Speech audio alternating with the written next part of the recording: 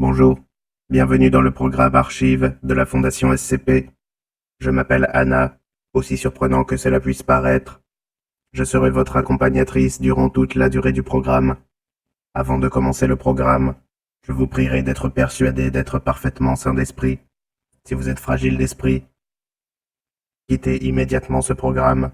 Ce programme risque de provoquer chez vous des pleurs, des démangeaisons et d'autres effets indésirables. Nous allons donc pouvoir commencer le programme SCP-003. Mes excuses, un petit plaisantin s'est amusé à modifier ma voix. Le programme va démarrer. Bon visionnage. Objet SCP-003.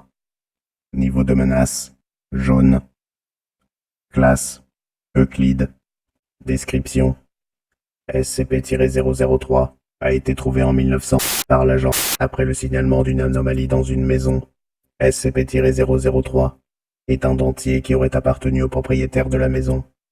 Le propriétaire a été retrouvé. SCP-003 est attiré par tout ce qui est de chair humaine. Pour tuer sa victime, SCP-003 prend la place de sa mâchoire et prend le contrôle de sa victime pour qu'elle se dévore elle-même. L'objet est capable, en s'ouvrant et en se fermant, de se déplacer en sautant.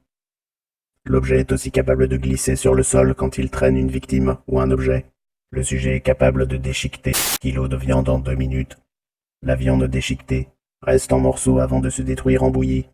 L'origine de cette réaction est inconnue, et lorsque la viande déchiquetée est touchée par de la viande non déchiquetée, l'effet de bouillie se transmet, réduisant l'autre viande aussi en bouillie.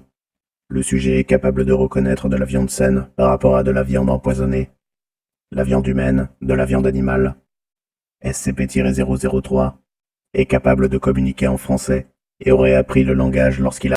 L'objet est extrêmement sensible et agressif. Aucune question portant sur sa composition ne doit être posée. Procédure de confinement spéciale. SCP-003 doit être contenu dans un vivarium en verre métallique de 5 x 3 x 2 mètres. Celui-ci situé au milieu d'une salle de 10 mètres x 10 mètres x 2 mètres, en béton armé. Le vivarium doit être vérifié chaque jour par un membre du personnel de classe D, afin de s'assurer qu'il n'y a aucune fissure.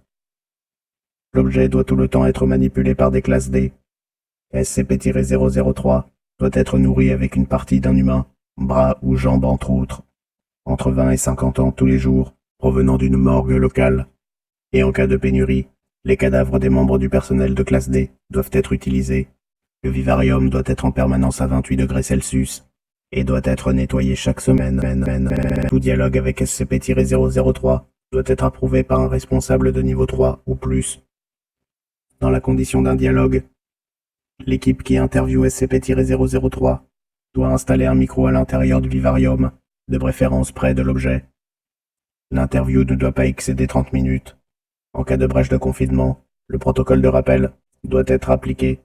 Note: toutes questions sur les mesures de confinement de SCP-003 doivent être adressées aux responsables des recherches de SCP-003. Protocole de rappel. En cas de brèche de confinement de SCP-003, l'objet doit être préparé. Le premier sujet doit être placé dans la chambre de confinement de SCP-003. Les autres doivent être placés dans le vivarium en tant que leur. Une fois que SCP-003 rentre dans le vivarium, la porte du vivarium doit être refermée. Si le vivarium est détruit à plus de 75%, de l'azote liquide doit être envoyé dans la chambre de confinement afin d'empêcher SCP-003 de s'enfuir de la pièce.